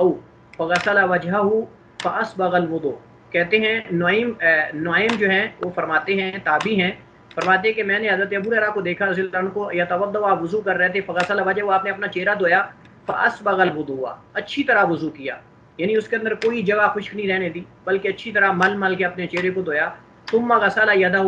الیمنا، پھر اپنے دائیں ہاتھ کو دھویا، حتی اشرع فی العضد، حتیٰ کہ اپنے پورے بازو کو دھو ڈالا، حتیٰ کہ اپنا پورا بازو جو ہے اس کو دھو ڈالا. ثم یدہ الیسری، پھر اپنا بایاں ہاتھ دھویا، حتی اشرع فی العضد، حتیٰ کہ اس کا بازو بھی دھو ڈالا، یعنی پورا بازو ہی دھو ڈالا. ثم مسح رأسہ، پھر اپنے سر کا مسح کیا. ثم غسل رجلہ الیمنی، پھر اپنے دائیں پاؤں کو دھویا، حتی اشرع فی الساق، حتیٰ کہ پنڈلی کو بھی دھو ڈالا. ثم غسل رجلہ الیسری، پھر اپنے بائیں پاؤں کو دھویا، حتی اشرع فی الساق، حتیٰ کہ جو ہے پنڈلی تک جو ہے وہ پانی لے گئے. ثم قال، پھر آپ نے فرمایا، ہاکذا، اسی طرح، رأیت، میں نے دیکھا، رسول اللہ صلی اللہ علیہ وسلم، اللہ کے نبی صلی اللہ علیہ وسلم کو یتوضا، وضو کرتے ہوئے، ایسے میں نے اللہ کے نبی صلی اللہ علیہ وسلم کو دیکھا کہ آپ وضو کر رہے تھے. تو لہٰذا اس سے پتہ چلتا ہے جمہور فقہا کہتے ہیں کہ حضرت ابو ہریرہ رضی اللہ عنہ نے یہ آپ نے نبی صلی اللہ علیہ وسلم کا وضو کر کے دکھایا ہے تابعی کو یا تابعین کو یا اپنے شاگردوں کو. تو اس میں آپ نے باقاعدہ جو ہے وہ پورے بازو کو دھویا ہے، یعنی کہ کونیوں سے بھی آگے تک پانی لے گئے، کونیوں سے بھی آگے تک پانی لے گئے. تو اس سے پتہ یہ چلتا ہے کہ کونیاں جو ہے وہ ہاتھ دھونے کے اندر یعنی بازو دھونے کے اندر یہ داخل ہیں. حدیث میں محل شاہد حتی اشرع فی العضد، حتیٰ کہ بازو بھی دھو ڈالا. یہ استدلال ہے. وجہ استدلال یہ کہ حضرت ابو ہریرہ رضی اللہ عنہ نے وضو میں اپنا پورا بازو دھویا اور فرمایا کہ میں نے رسول اللہ علیہ وسلم کو بھی ایسے ہی وضو کرتے دیکھا. تو لہٰذا جب اللہ کے نبی صلی اللہ علیہ وسلم کو انہوں نے وضو کرتے دیکھا تو انہوں نے اسی طرح وضو کیا. تو اس کا مطلب اللہ کے نبی صلی اللہ علیہ وسلم جو ہے وہ کونیاں بازو کے ساتھ جو ہے وہ دھویا کرتے تھے. تو لہٰذا اس کا دھونا واجب ہے. حدیث جابر بن عبداللہ رضی اللہ عنہ کی حدیث ہے. قال، انہوں نے فرمایا، کان رسول اللہ صلی اللہ علیہ وسلم، اللہ کے نبی صلی اللہ علیہ وسلم، اذا توضا، جب آپ وضو کرتے، ادار الماء مرفقیہ، تو آپ جو ہے وہ اپنی کونیوں کے ارد گرد پانی کو گھماتے تھے، یعنی پانی جو ہے ملتے تھے. یہ مطلب ہے کہ جب آپ بازو دھوتے تھے تو ادار الماء مرفقیہ، یہ مرفقین کونیاں ہی ہیں، تو اس پر پانی کو آپ گھماتے تھے، یعنی پانی کو ملتے تھے، یہ اس کا مطلب ہے. تو اس سے حدیث سے پتہ چلتا ہے کہ اللہ کے نبی صلی اللہ علیہ وسلم جو ہے وہ ہمیشہ آپ نے کونیوں کو بازو کے ساتھ جو ہے وہ ہاتھ کے ساتھ دھویا ہے. تو لہٰذا جو ہے وہ کونیوں کا بازو کے ساتھ دھونا یا ہاتھوں کے ساتھ دھونا یہ واجب ہے. کیونکہ حدیث میں ہے کہ رسول اللہ صلی اللہ علیہ وسلم نے جب وضو کرتے تھے تو ہاتھوں کے ساتھ اپنی کونیوں پر بھی پانی ملتے تھے. یہ حدیث کا ترجمہ میں نے مختصر جو ہے وہ یہاں لکھا ہے. تو لہٰذا جو ہے وہ ان دلائل سے پتہ چلتا ہے کہ اللہ کے نبی صلی اللہ علیہ وسلم نے جو ہے وہ قرآن کریم کے اندر جو ہے وَأَيْدِيَكُمْ إِلَى الْمَرَافِقِ کی جو آیت ہے اس کی آپ نے وضاحت کر دی ہے. اللہ کے نبی صلی اللہ علیہ وسلم نے وَأَيْدِيَكُمْ إِلَى الْمَرَافِقِ، اللہ تعالیٰ کا جو فرمان ہے اس کی آپ نے وضاحت کر دی کہ لفظ الہ جو ہے یہ اس سے پتہ چلتا ہے کہ جو کونیاں ہیں وہ بازو دھونے کے اندر داخل ہیں اور ہاتھ کے اندر جو ہے وہ داخل ہے. دوسرا قول یہ ہے کہ ہاتھوں کے ساتھ کونیوں کا دھونا ضروری نہیں ہے. ہاتھوں سے مراد یہاں بازو ہیں، لیکن عربی زبان میں ان کو ید کا لفظ ہی سے اطلاق ہوتا ہے، اس وجہ سے ترجمہ بھی اس کا ہاتھوں ہی کیا ہوا ہے، لیکن مراد اس کے بازو ہے جو ہم یہ دھوتے ہیں. تو لہٰذا وہ کہتے ہیں کہ ہاتھوں کا کونیوں کے ساتھ دھونا ضروری نہیں ہے. یہ قول احناف میں سے امام زفر کا ہے، یہ احناف میں سے امام زفر کا ہے، لیکن اصل احناف کا موقف جو ہے وہ جمہور کے ساتھ ہی. لیکن احناف میں سے امام زفر جو ہیں یہ ان کے جو علماء گزرے ہیں احناف کے اصولیین میں سے ہیں، جنہوں نے ان کے اصول وضع کیے ہیں ان میں سے ہیں. تو امام زفر جو ہے ان کا قول یہ ہے، وہ کہتے ہیں کہ ضروری نہیں. اسی طرح ظاہریہ کا بھی یہی قول ہے، اور امام مالک اور امام احمد سے بھی ایک روایت ہے. ایک روایت ان کی جمہور کے ساتھ ہے، اور ایک روایت جو ہے امام مالک اور امام احمد کی وہ احناف کے جو ائمہ میں سے امام زفر ان کے ساتھ اور ظاہریہ کے ساتھ ہیں. تو لہٰذا اکثر وہی لوگ ہیں کیونکہ ان کے ساتھ امام مالک کا قول بھی ان کے ساتھ ہے، احمد کا قول ان کے ساتھ ہے، اگرچہ دوسرا ان کا قول ان کے ساتھ، لیکن اصل مذہب ان کا وہی ہے جو جمہور کے ساتھ ہے۔ ان کی دلیل آیت وضو ہے۔ آیت وضو میں وجہ استدلال یہ ہے کہ لفظ الہ جو ہے، میں نے آپ کو بتایا تھا ایدیکم الی المرافق کی، لفظ الہ جو ہے یہاں انتہائی غایت کے لیے ہے، لہٰذا اس کے بعد کا حصہ اس میں داخل نہیں ہے۔ وہ کہتے ہیں کہ لفظ الہ جو ہے یہاں اس کی حد ختم ہو گئی ہے، یعنی جو لفظ ید ہے، جو بازو ہیں، لفظ الہ بول کر اللہ تعالیٰ نے اس کی حد مرفقین یعنی کونیوں تک یعنی ختم کر دی ہے، یعنی یہ حد ہے، اور جب الہ مرفقین مرفقین کہہ دیا تو اس کا مطلب یہاں حد ختم ہو چکی ہے۔ غایت کے لیے انتہائی غایت، یعنی غایت کا مطلب ہوتا ہے انتہا یا کسی کی حد، تو یہاں حد ختم ہو چکی ہے، لہذا اس کے بعد کا حصہ اس میں داخل نہیں ہے۔ بالکل ایسے ہی جیسے اللہ تعالیٰ کے فرمان میں ثم اتموا الصیام الی اللیل، سورہ بقرہ کی آیت نمبر 187 میں روزہ رات میں داخل نہیں ہے، یعنی اللہ تعالیٰ نے فرمایا کہ ثم اتموا الصیام، پھر جب تم روزہ رکھ لو تو رات تک یعنی سورج کے غروب ہونے تک روزہ مکمل کرو، تو اس میں لفظ الہ یہاں بھی استعمال ہوا ہے۔ تو وہ کہتے ہیں کہ اگر تم جو ہے وہ لفظ الہ کو بمانا اس کو حد کو محدود میں داخل کرتے ہو تو پھر رات کو بھی داخل کرو روزے میں، رات کو بھی روزہ رکھا کرو، یہ ان کی دلیل ہے، کیونکہ یہاں بھی لفظ الہ ہے۔ تو الی اللیل جو ہے تم روزہ مکمل کرو، الی اللیل رات تک، تو کہتے ہیں کہ ہم یہاں رات کو روزہ نہیں رکھتے بلکہ جو ہی سورج غروب ہوتا ہے تو ہم روزہ افطار کر لیتے ہیں، لہٰذا یہاں پتہ چلتا ہے کہ لفظ الہ جو ہے اس نے حد مقرر کر دی کہ اس کے بعد کا حصہ اس میں داخل نہیں ہے، تو یہ ان کی دلیل ہے، اس میں روزہ رات میں داخل نہیں ہے، یہ ان کی جو ہے وہ وجہ استدلال ہے۔ لیکن جمہور نے اس کے دو جواب دیے، جمہور کے پاس ان کے دو جواب ہیں، جو احناف نے، امام ظفر نے جو دلیل دی ہے کہ یہاں لفظ الہ جو ہے وہ غایت کی انتہا کے لیے، اس کے بعد کا حصہ اس میں داخل نہیں، جیسا کہ واتموا الصیام الی اللیل ہے کہ رات جو ہے وہ روزے کے اندر داخل نہیں ہے، تو اس کے جمہور نے جو دو جواب دیے، ایک یہ ہے وَأَيْدِيَكُمْ إِلَى الْمَرَافِقِ کہ اپنے ہاتھوں کو کونیوں تک جو ہے وہ دھو لو، میں لفظ الہ جو ہے بمعنی مع یعنی ساتھ، بمعنی مع یعنی ساتھ ہے، تو یہاں معنی یہ ہوگا اپنے ہاتھوں کو اپنی کونیوں سمیت دھو لو، یہ معنی جمہور کہتے ہیں کہ پہلی بات تو یہ ہے کہ یہاں الہ بمعنی مع ہے، الہ بمعنی مع کے ساتھ، اس کا معنی ساتھ ہوتا ہے، تو کہتے ہیں کہ یہاں مراد ترجمہ یہ ہوگا اور اپنے ہاتھوں کو کونیوں تک یا کونیوں سمیت دھو لو، کونیوں سمیت، الہ بمعنی مع ہوگا، لہذا جمہور کہتے ہیں کہ یہاں مع معنی کریں گے، جو ہے وہ انتہائی غایت کا معنی ہم یہاں نہیں کریں گے، لہذا درست معنی یہ ہے، یوں ہوگا اور دھو لو اپنے ہاتھوں کو کونیوں سمیت، اور یہ کلام عرب میں عام ہے، جیسا کہ قرآن کریم میں ہے وَإِذَا خَلَوْا إِلَىٰ شَيَاطِينِهِمْ قَالُوا إِنَّا مَعَكُمْ، سورہ بقرہ کی آیت نمبر 14 ہے، اللہ تعالیٰ فرماتا ہے کہ جب یہ منافقین جو ہیں، جب یہ اپنے شیطانوں کے ساتھ علیحدہ ہوتے ہیں تو یہاں لفظ ما کا معنی جو ہے الہ کا معنی ما ہوا ہے، خلو الہ شیاطینہم یعنی جب وہ اپنے شیطانوں کے ساتھ علیحدہ ہوتے ہیں، ظاہر ہے کہ ان کے ساتھ خلوت اختیار کرتے ہیں، ان سے علیحدگی اختیار کرتے ہیں، ان کے ساتھ مل کر بیٹھتے ہیں، تو یہاں الہ بمعنی ما استعمال ہوا ہے، تو اسی طرح ہی وَأَيْدِيَكُمْ إِلَى الْمَرَافِقِ کے اندر بھی الہ بمعنی ما استعمال ہوگا، لہٰذا ہم یہ کہیں گے کونیوں کو ہاتھوں کے ساتھ دھونا ضروری اور واجب ہے، اس سے خارج نہیں ہم کر سکتے۔ تو کہتے ہیں کہ بے شک ہم تمہارے ساتھ، انہوں نے اپنے شیطانوں کو کہتے ہیں جب ان سے خلوت اختیار کرتے ہیں، ان کے ساتھ علیحدہ ہوتے ہیں تو کہتے ہیں ہم تمہارے ساتھ ہیں، تو یہاں آیت میں ما بمعنی ساتھ استعمال ہوا ہے۔ دوسری ان کی دلیل یہ ہے، یعنی دوسرا انہوں نے جواب یہ دیا ہے امام ظفر کا اور ظاہریہ کا، وہ کہتے ہیں کہ امام مبرد جو ہیں، امام مبرد جو ہے یہ نحوی ہیں بہت بڑے، وہ کہتے ہیں کہ حد جب محدود کی جنس سے ہوگی، یعنی امام مبرد نے گویا کہ فیصلہ کر دیا، امام مبرد رحمہ اللہ یہ بہت بڑے نحوی ہیں، انہوں نے دونوں فریقین کے درمیان فیصلہ کر دیا ہے کہ میں فیصلہ کرتا ہوں، اگر آپ دیکھیں صاف ظاہر ہے کہ جب لغت میں اختلاف ہوگا کسی لغوی معنی میں یا کسی لفظ کی اصطلاح میں یا اس کے معنی میں اختلاف ہوگا تو ہم نحویوں کی کلام کو دیکھیں گے، اہل عرب کی زبان کو، ان کی کلام کو دیکھیں گے، تو وہ کہتے ہیں کہ امام مبرد جو ہیں یہ بہت بڑے نحوی ہیں، وہ کہتے ہیں کہ حد کی دو قسمیں ہیں، یعنی حد کا مطلب یہ کہ الہ یہ ایک حد ہے، تو حد کی دو قسمیں ہیں، یا تو محدود کی جنس میں سے ہوگی یا تو محدود کی جنس میں سے ہوگی، اگر تو محدود کی جنس میں سے ہوگی تو پھر محدود میں داخل ہے،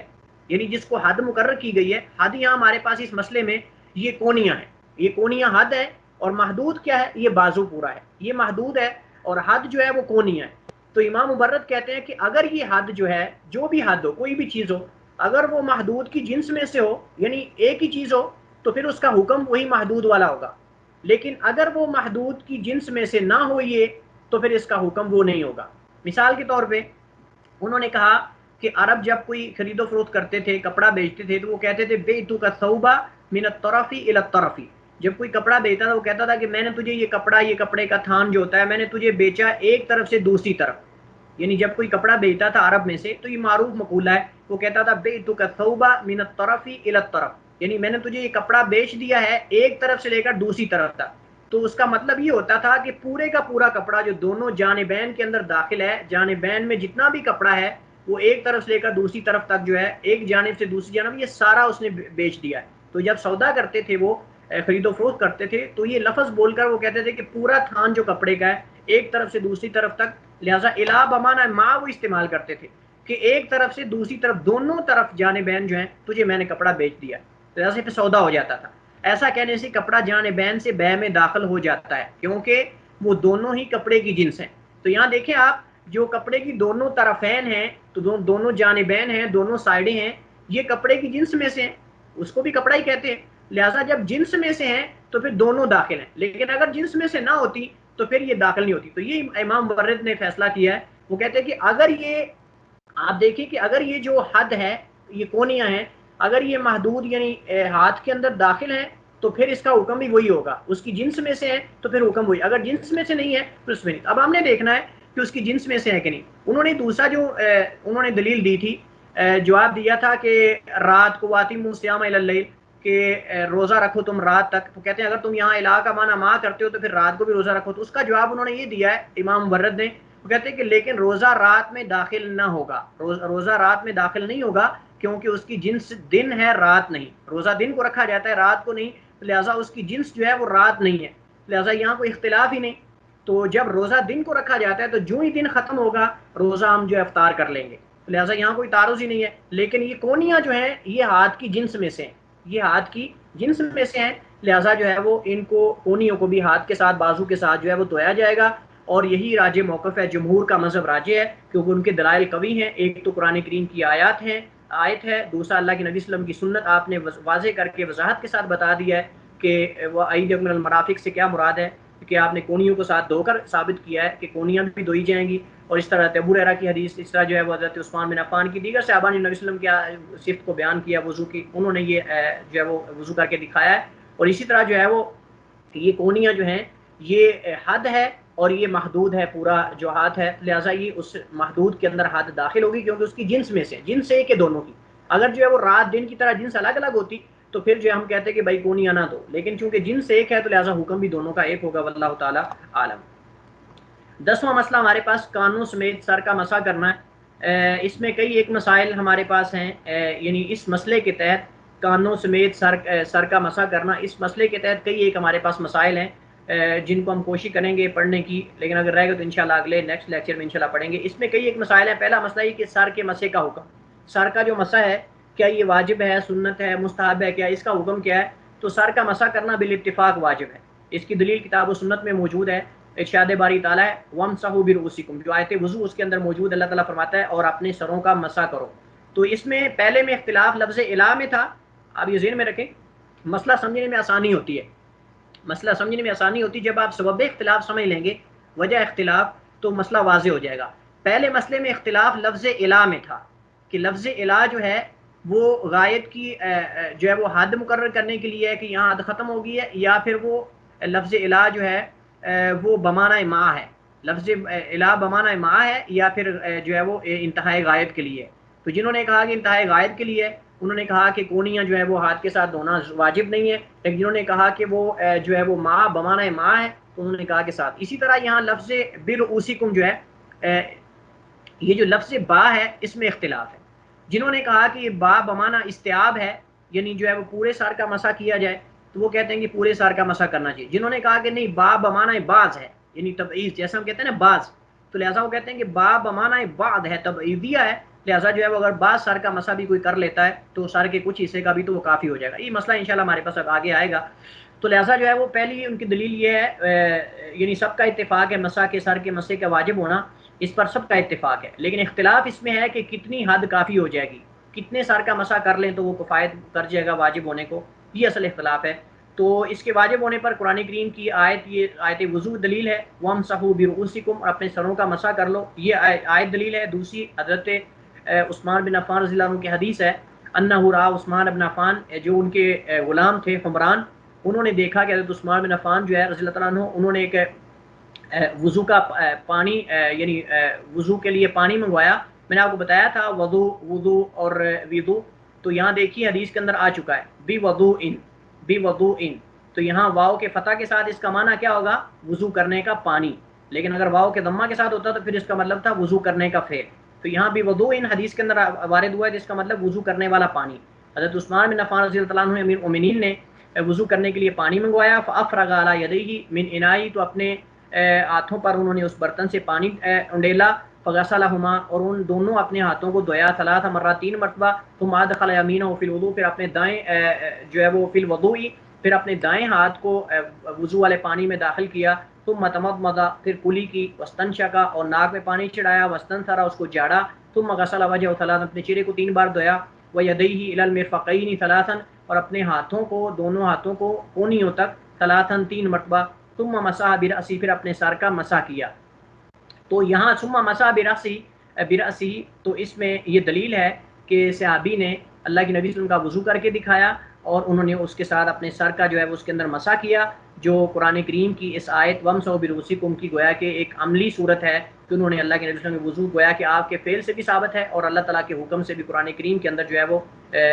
امر کے صیغے کے ساتھ بھی ثابت، لہٰذا پتہ چلتا ہے کہ سر کا مسح بالاتفاق واجب ہے، اس میں کسی کا اختلاف نہیں ہے۔ محل شاہد ثم مسح برأسی، حضرت عثمان بن عفان نے اپنے سر کا مسح کیا، اور وضو کے آخر میں آپ نے فرمایا کہ یہ اللہ کے نبی صلی اللہ علیہ وسلم کا وضو ہے، اور اللہ کے نبی صلی اللہ علیہ وسلم نے فرمایا کہ جو اس طرح وضو کر کے 2 رکعت نماز پڑھتا ہے، اللہ تعالیٰ جو ہے اس کے لیے جنت کے 8 دروازے کھول دیتا ہے، یا جس طرح حدیث میں وہ کما قال علیہ السلام۔ دوسری ان کی دلیل یہ ہے کہ پورے سر کا مسح کرنا، پہلا مسئلہ ہمارا گزر چکا ہے کہ سر کا مسح یہ تو سب کے ہاں متفق ہے کہ واجب ہے، لیکن کیا پورے سر کا مسح کرنا واجب ہے یا بعض سر کا یا اس کا چوتھائی حصہ، تو اس میں اختلاف ہے۔ تو پورے سر کا مسح کرنا اس کا کیا حکم ہے؟ جیسا کہ گزر چکا ہے کہ فقہا کا اس بات پر اتفاق ہے، اس بات پر تو اتفاق ہے کہ سر کا مسح کرنا واجب ہے، لیکن اختلاف اس میں ہے کہ کتنے حصے کا مسح کر لیں تو وجوب کے لیے کافی ہو جائے گا۔ یعنی اگر کوئی آدمی ہاتھ گیلا کر کے ایسے کر لیتا ہے تو کیا اس کے لیے کافی ہو جائے گا؟ کیا ایک آدمی 2 انگلیاں اپنی گیلی کر کے ایسے کر لیتا ہے تو کیا یہ کافی ہو جائے گا؟ تو یہ اصل سبب اختلاف ہے کہ کتنا حصہ اگر مسح کر لیں تو کافی ہو جائے گا، اس میں اختلاف ہے۔ تو پہلا قول یہ ہے کہ پورے سر کا مسح کرنا واجب ہے، پورے سر کا مسح کرنا واجب ہے، یہ پہلا قول ہے، اور یہ قول مالکیہ اور حنابلہ کا ہے۔ یہ مالکیہ اور حنابلہ کا مذہب ہے، یعنی ان کے مذہب میں یعنی تمام کے ہاں یہ فتویٰ ہے، یعنی ان کا مالکیہ حنابلہ کے ہاں، اور اسی کے مطابق وہ فتویٰ دیتے ہیں۔ وہ کہتے ہیں کہ پورے سر کا مسح کرنا واجب ہے۔ ان کی دلیل ایک تو آیت وضو ہے، اس میں وہ کہتے ہیں کہ وجہ استدلال یہ ہے وَامْسَحُوا بِرُؤُوسِكُم میں البا جو ہے، لفظ با یعنی بِرُؤُوسِكُم کے اندر جو البا ہے یہ استیعاب اور الصاق کے لیے ہے۔ الصاق اور استیعاب کا معنی ہوتا ہے مکمل، یعنی پوری چیز کا احاطہ کرنا، مکمل چیز کا احاطہ کرنا، اس کو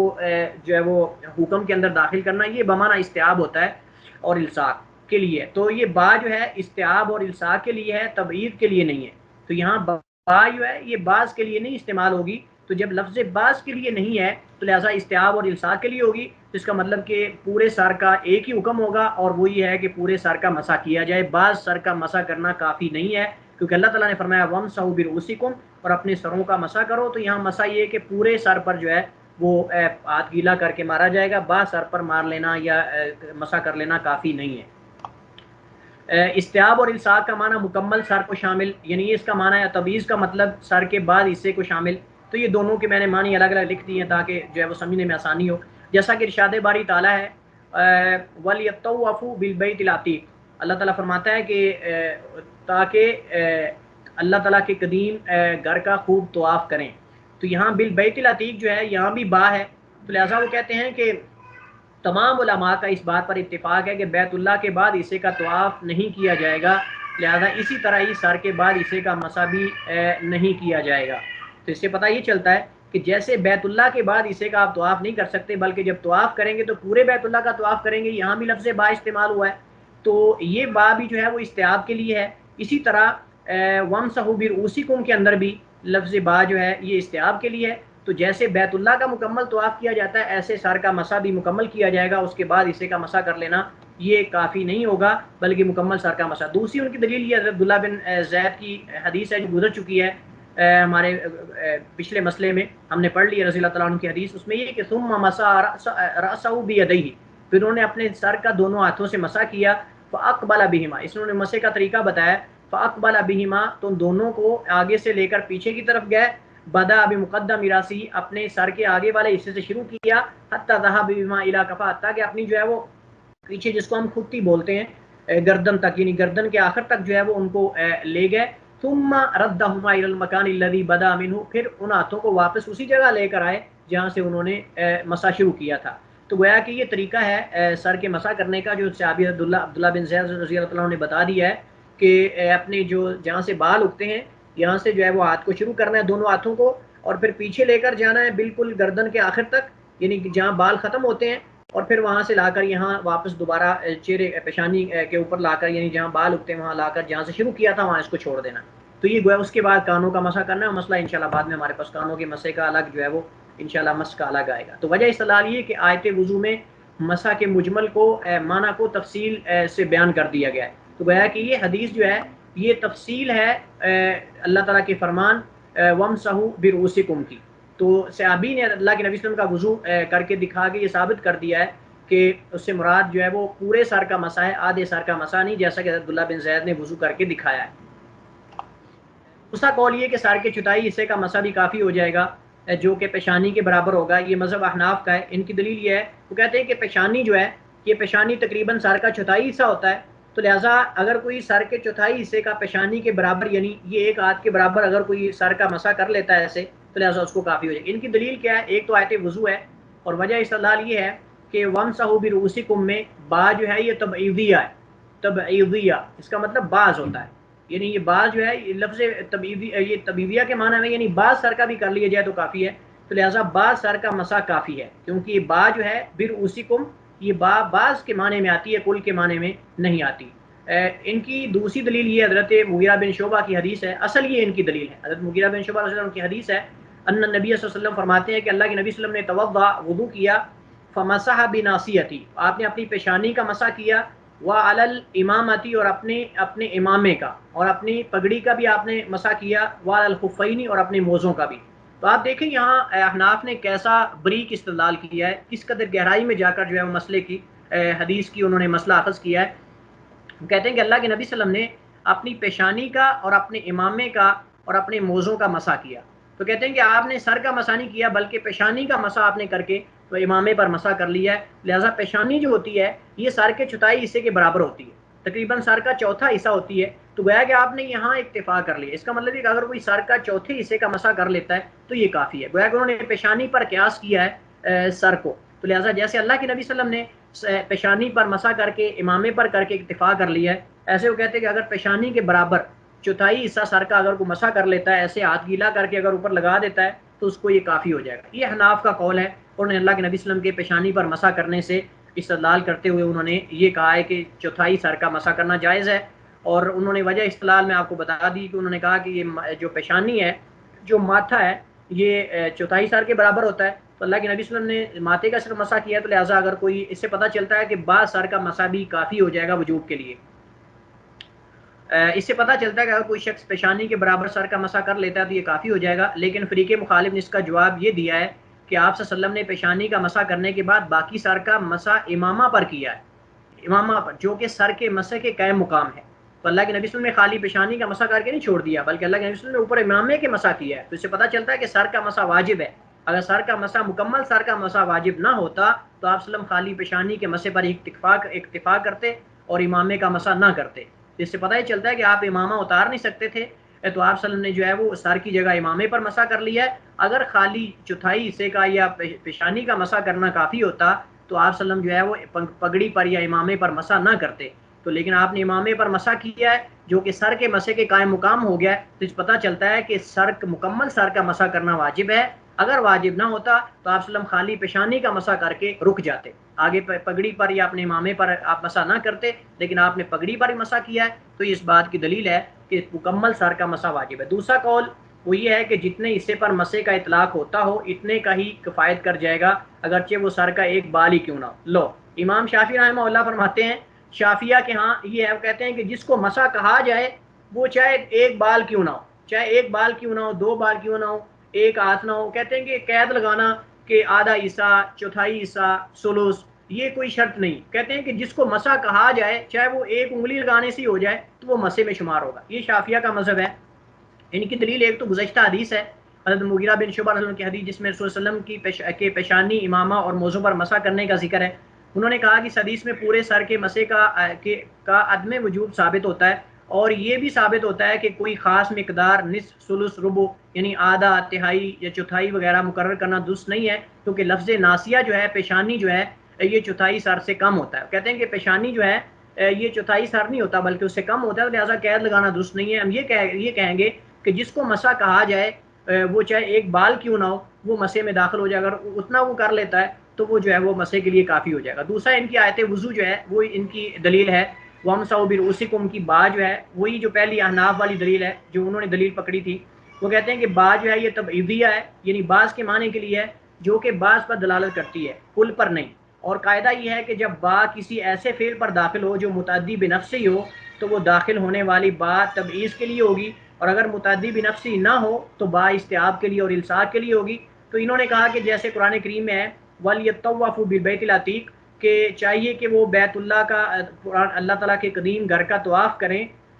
تو اس میں با جو ہے وہ کہتے ہیں کہ یہ با متعدی بنفسی نہیں ہے،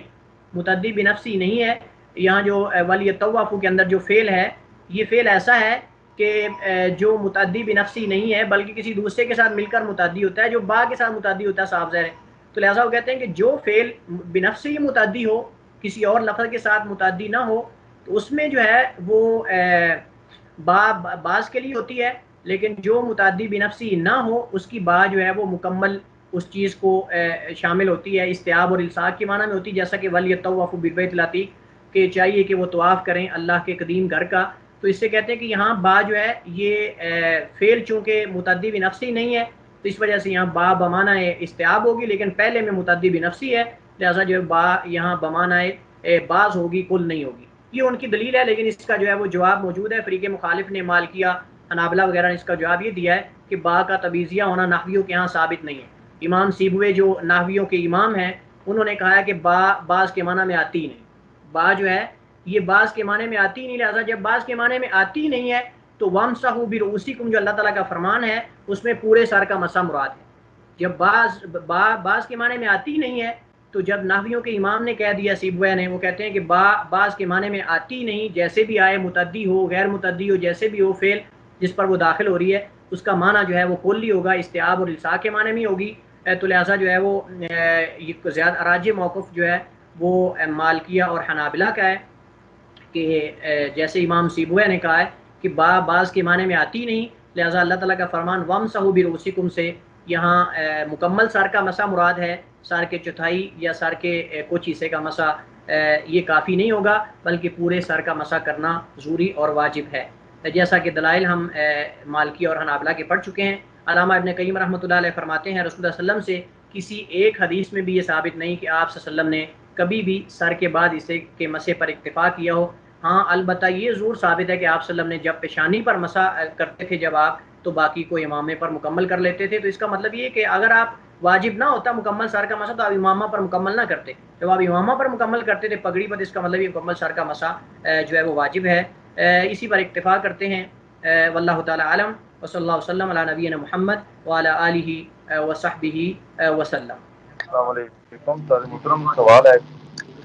وعلیکم السلام ورحمۃ اللہ وبرکاتہ. جی فرمائیے. جی استاد محترم، سوال یہ ہے کہ اپنے ہاتھوں کے اندر پانی لینا ہے اپنا چہرہ دھونے کے لیے، تو اس کے اندر پہلے صرف دائیں ہاتھ کے اندر پانی لے کے بائیں کو ساتھ ملانا ہے یا دونوں، یعنی دونوں ہاتھوں میں ملا کے اپنا چلو وہ ٹونٹی کے نیچے کر سکتے ہیں؟ نہیں، ایک ہاتھ سے، دائیں ہاتھ سے صاف ظاہر کرنا ہے. دائیں ہاتھ سے ہی آپ چلو جب بھریں گے تو کیونکہ حدیث میں کف کا لفظ ہے نا، تو کف سے جی مراد کیا ہوتا ہے؟ کفئی ہی نبی اپنے ہتھیلی کے اندر پانی لیتے تھے، تو ایک ہتھیلی کے اندر پانی لیتے، دونوں ہتھیلیوں کے اندر تو نہیں نا لینا ایسے. ہمارے ہاں تو ٹوٹی چاری ہوتی ہے اور دونوں ہاتھ نیچے کر کے وضو کے لیے، چہرے دھونے کے لیے پانی لیا جاتا ہے. جی میں نے کہا عموماً تو یہی ہے کہ ٹوٹی وغیرہ چل رہی ہوتی ہے اور اس کے نیچے دونوں ہاتھ کر کے پانی لیا جاتا ہے اکٹھے دونوں ہاتھوں کو ملا کے، پھر چلو اپنا بھر کے وہ چہرے پہ ڈال دیں۔ لیکن حدیث کے اندر جو موجود ہے وہ ایک ہتھیلی کا ہی ذکر ہے، چلو کا ذکر ہے، تو چلو سے مراد جو ہے وہ یہ ایک ہاتھ سے جو ہوتا ہے وہی ہوتا ہے، اور اکثر ایسے ہی کرتے ہیں سارے جی لوگ، اور صرف بھی اللہ کے نبی صلی اللہ علیہ وسلم سے یہی ثابت ہے۔ تو بہرحال بہتر یہی ہے کہ وہی کیا جائے اللہ کے نبی صلی اللہ علیہ وسلم جو ثابت ہے۔ دونوں ہاتھوں سے گوتے لینے یار، جی دونوں ہاتھوں سے جی گوتے شیخ لینے۔ جزاک اللہ۔ دوسرا سوال یہ تھا کہ بازو دھوتے ہوئے ان کو دھونے کا طریقہ کار کیا ہے؟ کچھ لوگ یہ ہے کہ دائیں ہاتھ میں پانی لے کے اسی کو دائیں ہاتھ میں، اس میں چلو میں پانی لے کے اسی کو دائیں بازو میں گراتے ہیں، یعنی اپنا ہاتھ نہیں، اوپر کی طرف پہلے اٹھاتے سب سے پہلے یہ ہے کہ اگر برتن میں آپ وضو کر رہے ہیں تو پہلے برتن کو انڈیل کر بایاں ہاتھ دھوئیں، پھر دایاں ہاتھ دھوئیں، یعنی باہر ان کو دھویا جائے، ہیں؟ پہلے جی ہاتھوں ٹھیک۔ کو دھویا جائے، اس کے بعد جو ہے وہ برتن کے اندر سے پانی لے کر جو ہے وہ کلی اور ناک میں پانی چلایا جائے، کیونکہ نہیں سر میں نے ہاتھوں میں بازوؤں کا پوچھا ہے، بازوؤں کا، جی بازو کیا مطلب؟ میں نے بازوؤں کا پوچھا کہ بازو دھوتے وقت ان کا طریقہ کار کیا ہونا چاہیے؟ ڈائریکٹ پانی کے نیچے، یعنی ٹوٹی چل رہی ہے اس کے نیچے کر دینا چاہیے، یا دائیں ہاتھ کے اندر پانی لے کے نہیں، وہ پہلے دائیں بازو پہ؟ سب سے بہتر یہی ہے کہ جو آپ ہاتھ دھو رہے ہیں، جو بازو دھو رہے ہیں، جی اس کے دوسرے ہاتھ کا استعمال کر کے اس کے 3 چلو بنا کر آپ ایسے ایسے اس کے اوپر ڈالیں، ٹوٹی کے مثال نیچے کے آپ طور نہ پر کریں، اگر، ٹوٹی کے جی نیچے آپ نہ کریں، لیکن میں یہ کہہ رہا ہوں جی کہ جی آپ اگر دایاں بازو دھو رہے ہیں تو اپنے بائیں چلو کے اندر پانی لے کر ایسے ایسے اس کے اوپر گراتے رہیں، یعنی جی ایک بار گرا کر اس کو ایسے کر لیں، دوسری بار کیونکہ ملنا بھی جو ہے وہ مسئلہ آئے گا انشاءاللہ کہ کیا ملنا ضروری ہے یا نہیں اعضاء کو، تو انشاءاللہ یہ مسئلہ آئے گا، ہم پڑھیں گے۔ تو بہرحال یہ ہے کہ آپ جو ہاتھ دھو رہے ہیں اس کے دوسرا ہاتھ جو ہے وہ اس کو بازو دوسرے ہاتھ کے چلو کو استعمال کریں، اگر آپ دایاں بازو دھو رہے ہیں تو بائیں چلو کو استعمال کریں، اگر بایاں دھو رہے ہیں دائیں چلو کو استعمال کریں، تو یہ ہے۔ تو میرے خیال میں یہاں ٹائم کافی ہو چکا ہے، اگر کسی کے پاس کوئی سوال ہو تو آپ پرسنل میں مجھ سے پوچھ سکتے ہیں، بہرحال ٹائم یہاں کافی، دوسری کلاس شروع ہونے والی ہے، تو میں آپ سے اجازت چاہتا ہوں، انشاءاللہ کل ملیں گے۔ السلام علیکم ورحمۃ اللہ وبرکاتہ۔